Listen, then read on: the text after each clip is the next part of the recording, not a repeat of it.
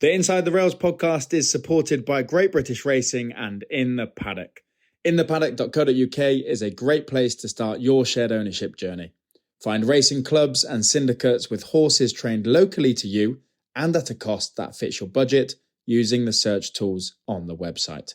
Within the Paddock, your ownership journey could start sooner than you think.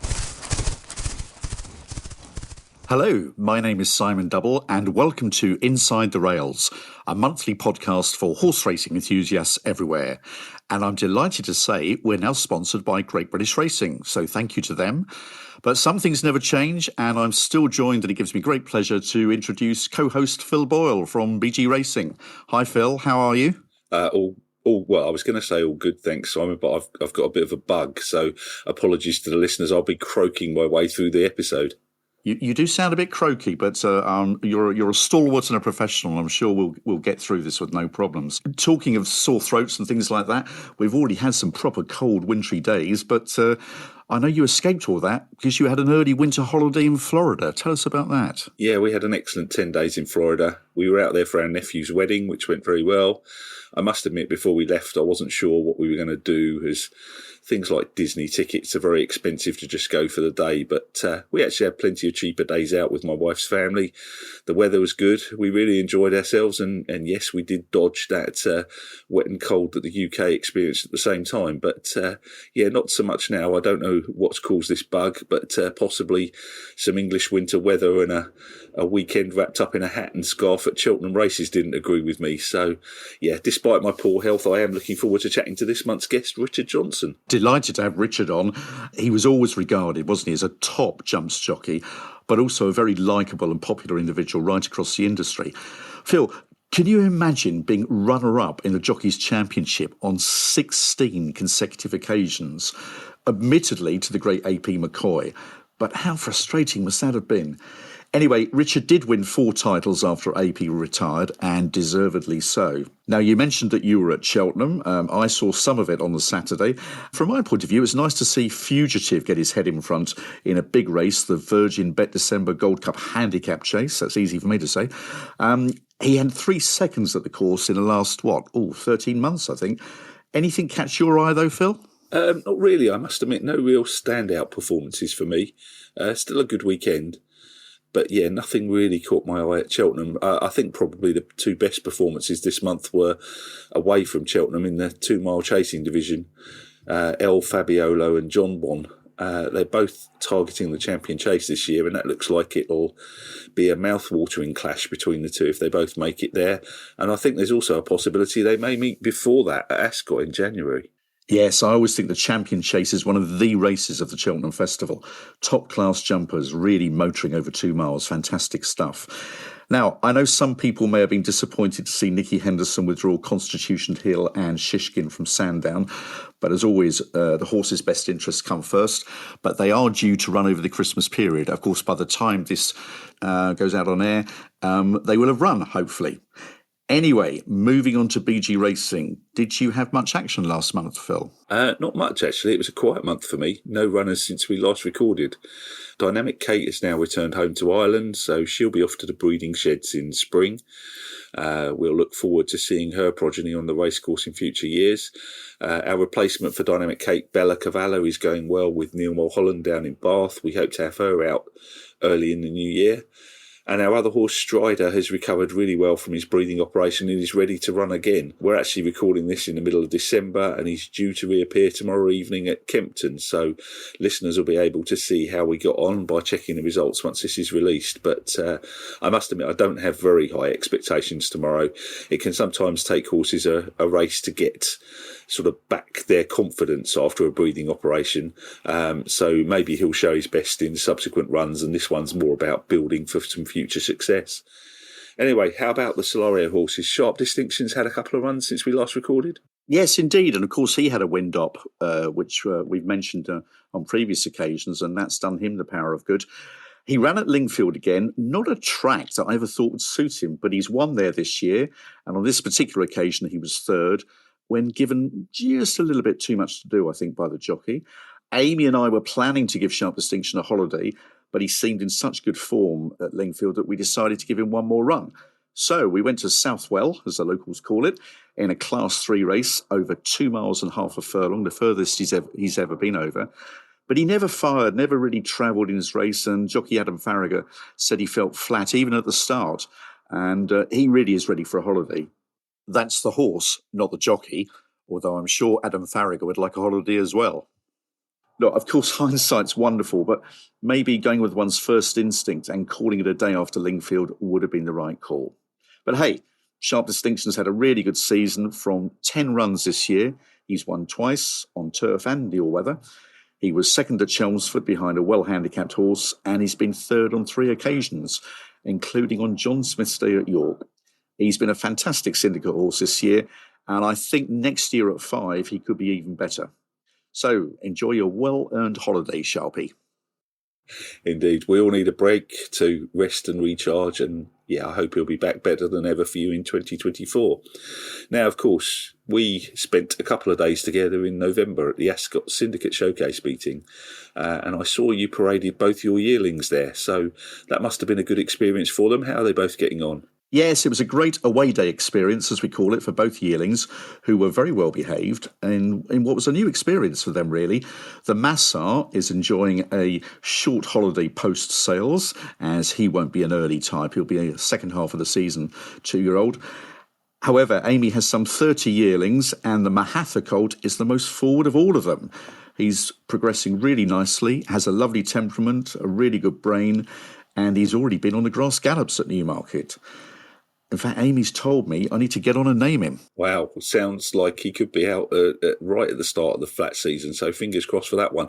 And I understand you've bought a foal that's related to one of your 2 youngsters. How did that come about? Well, I've been thinking about a foal project for some time, and when I saw the full brother to the Mahatha colt was up for sale, I went along to Tattersall's to see him. Naturally, I know the pedigree quite well because I bought the yearling. Like his full brother, he's an April foal. He too moves really well. He vetted very well.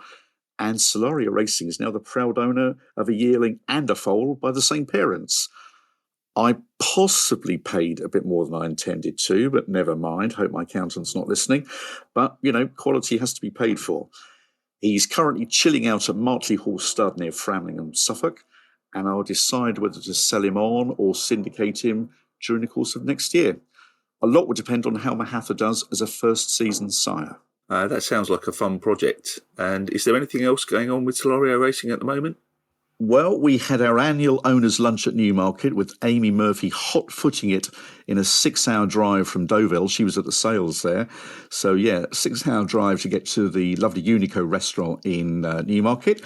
We had a great afternoon, fabulous food. We're always looked after very well by the staff at Unico. And the racing quiz went down well, as ever. We had 2 teams. Amy's team pipped Lemos. That's her husband and assistant trainer. Pipped his team by 1 point. I hope it doesn't lead to a phone call to a family law firm regarding divorce proceedings. No, it was really good fun. The lunch lasted some 4 hours, and 1 or 2 of us carried on into the evening. But I was on the gallops in the morning to see the Mahatha yearling strutting his stuff on the Newmarket gallops. Sounds great. And of course, events and social occasions like that are all part of the syndicate ownership experience. I know you and I both like to organise opportunities for our shareholders to get together away from the races, and hopefully new friendships can be forged there. It's just another reason to join a syndicate. Just to let listeners know, I'm planning various private visits to stud farms next year, so do get in touch if you'd like to join us. Also, I'm organising and hosting another trip to Paris for the Arc de Triomphe next October. Now, we do like to talk about racing issues of the day. What do you make, Phil, of the BHA considering capping the number of horses a trainer can run in a race? Yeah, I must admit I'm a bit in the minority on this one, in that I think the owner should be able to run their horse wherever they want to, and it shouldn't be dictated by trainers' quotas. But that said, you have to question whether a trainer can saddle 4 or 5 runners and still be in a position to brief his jockeys and his owners properly in the paddock, which is all part of his role at the races. But whilst it's not part of the proposal, I think it might be more relevant to restrict an owner from having several horses in the same race. You can only win the race once, and multiple runners is stopping other owners from getting a run in the race. Some of these big races like the Grand National, you might see an owner in there with 6 or 7 runners. I can understand an owner maybe having a couple of runners in the same race if it's the right race for that particular horse. But yeah, I must admit, I don't see why anyone needs to have more than that. I think you've come to this from an interesting angle. I also share frustrations about top trainers monopolising some top handicaps or indeed group races. However, I'm always reluctant to restrict free trade. If a trainer has a lot of good horses who are qualified to run in a particular race and they fulfil the conditions of the race, then why shouldn't he or she run as many as they want? I agree it's a nightmare for punters trying to fathom the first string, but that's all part of the puzzle. Now, the Christmas racing programme will have come and gone by the time this podcast goes out, so there's really not much point in us previewing what will be some great racing over the festive period. But we do now have our special guest, Richard Johnson, on the line. Hi, Richard. Thank you for joining us. How are you? Yeah, I'm very good, thank you. Fantastic. Excellent. Well, look, we're recording this at around 9 o'clock. I guess in your riding days, you'd have been up 3 or 4 hours by now. Does a typical morning these days involve a little bit of a later start to your day, maybe a bit of a lie-in? Well, not quite so much. We're definitely not up as early as we used to be. Like you say, we used to be up, leaving the house between sort of 5 and 6 o'clock most mornings to go and ride out for different yards. Where now, we've got quite a few horses at home, so mostly now we're up in the mornings to feed horses around 6:30, 7 o'clock, and then sort of riding in the horses in the morning, along with other stuff, at home. So it's not quite such an early start, which is a bit of a relief. Well, listen, as I said, thank you very much for joining us. Now, you're the second winning most national hunt jockey with over 3,500 winners. You've won 4 jockeys titles, have been runner-up 17 times, won multiple Grade 1 winners, including 2 Cheltenham Gold Cups. How did Richard Johnson get into racing? What's the Richard Johnson story?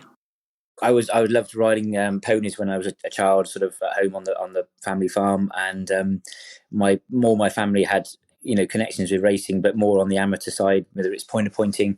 My dad used to ride as a point jockey. Both my grandfathers had sort of fun riding and training pointers from home from their farms. But I thought it was a great idea to go and get involved in racing. I thought it was a lot easier than farming at the time. So do you mean that was the dream? I suppose, like every child has a dream what you'd like to do, and I was just very, very lucky to actually fulfill it and actually become a jockey. And you mentioned riding ponies, Richard. Can you remember how old you were when you first sat on a pony? Was it a case of riding before you could walk?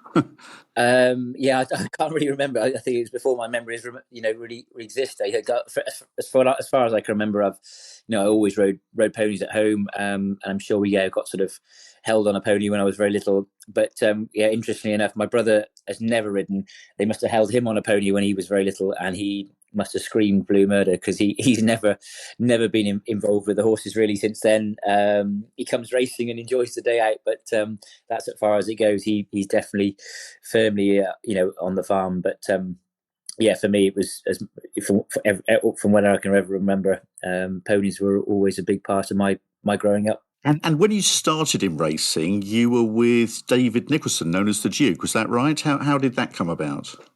Yes, to be honest, I left school after my GCSEs at 16 and went into racing. And the year before, I went for a week's sort of just to see what it's like, I suppose, experience or whatever else. My dad had met David Nicholson before, and he bumped into him at the races one day and said, would he let me come and see what it's all about? So I spent a week there when I was 15, and lucky enough I didn't upset him, obviously. And he said, if I'd like to go and get involved and work there, he'd love to have me. So that's literally, it started from there. And look, I was very, very lucky. He was a brilliant man. I always think I was frightened to death of him when I first started. But actually behind it all, he was a big man on the telly and to the press and everything else. But actually, when you worked for him, he was brilliant, and he obviously helped me a lot and helped an awful lot of other jockeys an awful lot. And it was when you were part of his team, he was always behind you as well as everything else. So to be honest, it was great to sort of have that place to go and work, and I've I suppose an education really as into racing, as I did. And then it's soon, I was very fortunate. It took off very quickly. By the time I was 18, I was champion conditional, and things had happened sort of, I've been very lucky. It all clicked into place very early for me. How many years were you with the Duke, Richard? I worked there full time for sort of 3 years, and then obviously still rode for him quite a lot, until he handed the reins over to Alan King. So, and then I continued to ride for Alan for quite a while. So yeah, I think it was, I think he retired in 1999. So yeah, so it was about 6 or 7 years, I suppose. And obviously, even when he was retired, I was still, he was obviously very involved with Alan, and he was a great person at the end of the phone to sort of tell me what I've done wrong, but it also sort of help me. And if I had any sort of worries, I could ring him and chat about it. He was brilliant like that. So on those sides of things, he was, even though his persona was not probably the most friendly and nicest actually to work for and be involved with. It was a fantastic place to be. Yes. Now, the Duke always came across in the media as a very formidable character. What was he like to ride for? Did he tie you down to instructions, or did he leave it to you? No, the Duke was fantastic actually to ride for. I think, like most top trainers, sort of simplicity is almost the key. They do a fantastic job of training the horses, so when they they're in the right races, and they're well trained at home, so they tend to be fit and jump really well. So usually riding for top trainers are easy. And again, the Duke was very, very straightforward. Third or fourth down the inner, challenge from 2 out. That was nearly the instructions for every horse you rode for him. And I think Alan King is probably not far off the same now. But obviously, you get the odd horse that will be slightly different. But yeah, on the whole, that's that was the Duke's sort of usual instructions, and it worked well as well. Now, you mentioned top trainers, and indeed, you've ridden for many top trainers, and many of our listeners will know you had a close working relationship for many years with trainer Philip Hobbs, for whom you won the Champion Hurdle, amongst other big races, on Rooster Booster back in 2003, I think. How did that relationship come about, and what was Philip like to ride for? I think a lot of it is being in the right place at the right time, really. And also, one person's sort of bad luck is another one's good luck. And Philip was obviously getting bigger and bigger, and Richard Dunwoody was riding for Philip Hobbs a lot at sort of in the late 90s. And unfortunately, because of injury, he had to retire. And I think I was just happened to be sort of around and about and just getting going and doing well. And it fitted well. So Philip spoke to me and asked me if I would, ride for him alongside Alan King at the time. And obviously I was delighted. And then obviously Philip was getting bigger and bigger. Our ties got stronger and stronger, really. So again, it was I think about a 20-year relationship, so it worked really well. Wow. And I think Philip's again very great to ride for. I think everyone will know if they see him on the telly, or any press people will know that he takes victory really well. Obviously it's great to win, but he doesn't get overexcited, and he also takes defeat really well. He knows that's going to happen, and rather than getting really upset and throwing your toys out the pram, sometimes when you're disappointed, you can try and take the positives from it and try and learn for the next time. And for me, he was brilliant to work for, and that having someone support like that behind you through a career is that's what probably made my career so strong for so many years. Now, look, there have been countless highlights in your career. It was a great career. You were awarded the OBE in 2019. What would you say would be your single biggest achievement, and also which horses gave you the most pleasure? Tough one, I know, but I'm sure listeners would love to know some of your favourite horses. Yeah, I think, it's very difficult, because obviously, we've over a lot of horses over a long period of time. But I think the most important thing for me was being champion jockey. That was the thing I always wanted to do, or dreamt of doing. Obviously, it took me quite a long time. A certain man got in my way for quite a few years. Saying that, for me, being champion jockey that day at Sandown when I was first champion jockey, it was everything I'd always wanted. And did you think it would ever happen, or were you just waiting for AP to have an off day or a bad season? Well, I think I was always dreaming it would happen. I think I probably got into my 30s, and probably, as you get older, you probably get a bit not cynical, but I thought maybe it won't happen. And then obviously, when I was obviously in my dreams, I would love to have beaten AP. That would have been the real pinnacle, but it didn't happen. But at the same time, I still got definitely as much buzz or thrill or whatever out of it. Even though he'd retired, because for me that was still everything I'd wanted to do. And the first year I did, the support I had from every trainer, owner, member of the public that was at the races was incredible. So it was an amazing season, and that day at Sandown was huge for me. And obviously having my family there, and my children and everything else, that was again, it's sort of, it is what you dream of, and so I'm very, very fortunate that we had that chance, or we achieved that as well. But I think horses, that's a bit more difficult, really. You've obviously got Rooster Booster, we touched on earlier.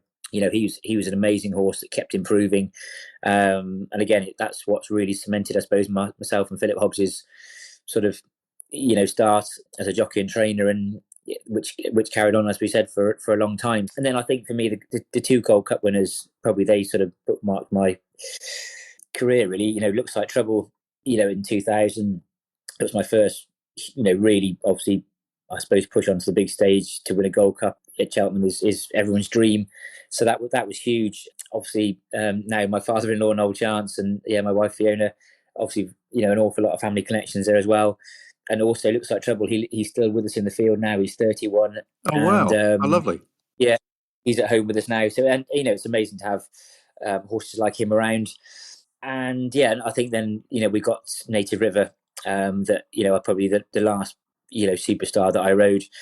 Again, because 18 years later, when I won the Gold Cup on him, I think I really appreciated. I don't think I realised how lucky I was to win a Gold Cup when I was in my early 20s. But I knew, I obviously realised that I wasn't going to be riding for a long time to come at Native River, and I think I really appreciated it and soaked up all the atmosphere. And he was an amazing horse. Tizars did an amazing job with him, and obviously Menorah, he's the horse that I rode literally before I picked up my first Champion Jockeys Trophy, and again another horse that was an amazing horse. And again, he lives at home with us now. The Whateleys asked if I'd like him when he retired, so he's here at home with us. And so to have Looks Like Trouble and Menorah at home, it's a really lovely reminder of what an amazing time we had. I'm delighted to hear you mention Menorah, and it'll, more specifically, one of my friends will be Richard, because I think he probably had one of his largest bets ever when Menorah won at the Cheltenham Festival. I've never heard anybody roar so loudly in my vicinity as when Menorah went past the post first. I wanted to ask you what your life is like now post-riding. I know you've got a variety of different roles, and I believe you're also involved in an area that's obviously close to Simon and my heart's syndication. Can you tell us a bit about what you're up to nowadays? Yeah, we're. I think I'm jack of all trades now, really. But no, we're obviously at home, which is brilliant to be home with the family and be a lot more hands-on, because my wife Fiona, she ran the fort for a long time. But we obviously back at home on the farm and involved with that, but obviously still massively involved with the horses. We're breeding horses now, so hopefully there's some nice horses coming through that will have bred, and we usually sell them on as store horses or foals, and it's lovely to watch those careers along the way. And I bred a horse a couple of years ago that won the Ida Sam's Adventure, and that's again, when you see the horses winning on especially on a Saturday on a big day, it's gives you great pleasure. So that's one sort of side of it. And then we've just this year we've started up a syndicate. It's something that we Philip Hobbs actually mentioned to me when I retired, and I thought I'd just probably let things settle down a little bit. But we started it this year. We bought 2 horses in May, and then advertised them, and sort of we hope that we can get people involved. And we've got 2 horses, one with Philip Hobbs, one with Henry Daly. Imperial Saint is with Philip Hobbs and Johnson White. Again, both Irish pointers. But he came out and won at Ludlow on his first start about a month ago, which was fantastic. I must admit that was almost more than we could have ever dreamt of. And the other horse is called Party Vibes, and she's been second in her first 2 novice hurdles as well. So again, it's great that they've run and run well. And our syndicates are made up of basically 10 people in each, or 10 shares in each horse. And again, it's trying to make it affordable. It's still not a cheap sport to be involved with, but hopefully make it reasonably affordable, and but still have, with 10 people, you've still got a real sense of being an owner and coming to the yards to see the horses, and obviously going to the races to see them when they run, and hopefully being in part of all those bits through the year that to find out how the horse is, and what makes what different things they do through the whole 12 months of being a racehorse. So hopefully it's a great thing for people to get involved with, and it also obviously keeps me involved in a sport that I love being involved with. So hopefully it sort of ticks an awful lot of boxes. Sure. And are you very hands-on? You're talking to the trainers about the horses all the time and passing that on to the shareholders, or how does that work? Yes, no, we, myself and my wife, we sort of run it between us. I must admit, she does a lot more technical stuff and the emailing and all the running of the syndicate as that side. But I speak to the trainers, and then obviously the great thing with WhatsApp these days, all the owners can get videos, and we can keep everybody informed every week on what's going on. And again, it's just I feel that it's a really great way to be involved in racing. We also keep the horses at home in the summer, and then I pre-train them for probably 6 weeks before they go into the trainer's yard. So I also get a fairly good idea of what the horse is like, and hopefully, that's another side that I feel that hopefully we can add sort of value to, and let the people see. They'll come to the farm and see the horses when they're doing their steady work, and just when we're first getting going. So that's again a great way of getting the people involved and letting them see more of what happens on a daily basis. What's the plan for the future? Are you planning on expanding and having more horses, or are you happy with just the 2? Yeah, no, I think that's definitely the plan. We'd love to grow it and build up a few more horses. I think everyone thought as soon as the horses ran well, I'd people saying, "Oh, go and buy another one straight away." And I thought, well, actually, it worked really well for us last year, going to the May sales at Doncaster, or Cheltenham, one of the two, or both, and trying to source, hopefully maybe this year, maybe 2 or 3 more horses to add to our sort of our syndicate. So again, that will be the plan, to try and get more horses and get more people involved. So so that hopefully Richard Johnson Racing can grow over the next few years. I mean, obviously Noel Feely's had an amazing time, and him and Dave Cross are, they're definitely showing us the way. I'm not sure we'll get quite as big as they are, but for me, if we could build sort of a team of horses that we can go racing with, and people can have great fun with, that's the important thing. Richard, it's great that post-riding you're still involved in the sport, and very much that's music to our ears, that you're involved in syndication. That's lovely. We've really enjoyed having you on. Thank you so much. But just before you go, a question we like to ask all of our guests.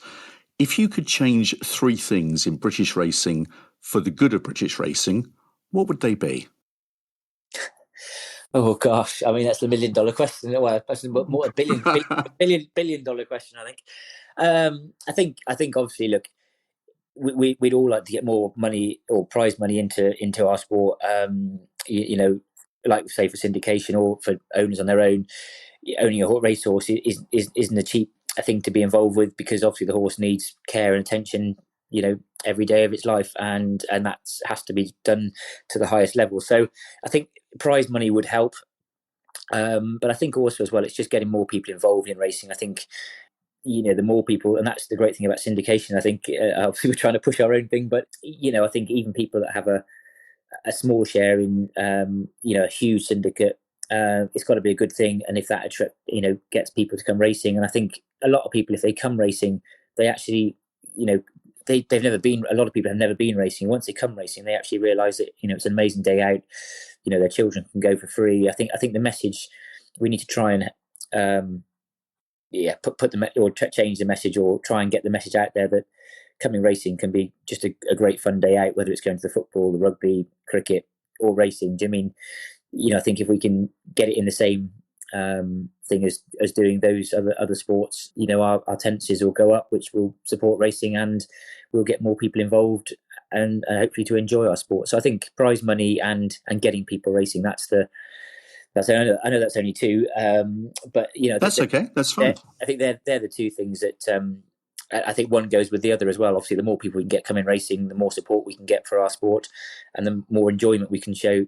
I think then the sort of financial side will be supported and improved as well. So it's not going to be an easy task, and racing, like every sport, is under pressure all the time. But I think we need to all be positive and try and grow the industry as much as we can. Well, look, Phil and I wish you, Fiona and Richard Johnson Racing the very best of luck for 2024. And thank you for coming on Inside the Rails. No, thank you very much. And wish all the listeners and everybody a very happy new year. Well, what a lovely guy Richard is. He was always very popular in racing when he was riding. And I think that interview bears that out as to how popular he is. Yeah, it was great to chat with Richard. In my opinion, he's one of the very best jockeys in recent times. And he's also a thoroughly nice man. I wanted to finish off by encouraging our listeners to get involved in shared ownership. Of course, Simon and I would be delighted to chat with you if our horses are of interest to you, but if not, there are loads of different options out there. Great British Racing are generously now sponsoring the podcast, and their In the Paddock website is a great resource to find a syndicate or racing club that could provide you with a shareholding at the right price and in the right location to meet your requirements. If you could also support Inside the Rails by following us to get new episodes when they're released, and please also tell people about us. Well, that just leaves me to thank co-host Phil Boyle from BG Racing, producer Callum Ronan from Callum Ronan Creative, special guest Richard Johnson, and of course, you, the listeners. Champion jockeys on the flat or over jumps may come and go, and Christmases also come and go. But time waits for no man, and there's always another year. This is Simon Double from Solaria Racing saying thank you for listening to Inside the Rails throughout 2023, and Phil and I wish you a very happy, prosperous and peaceful new year. The Inside the Rails podcast is supported by Great British Racing and In the Paddock. InThePaddock.co.uk is a great place to start your shared ownership journey. Find racing clubs and syndicates with horses trained locally to you and at a cost that fits your budget using the search tools on the website. Within the Paddock, your ownership journey could start sooner than you think.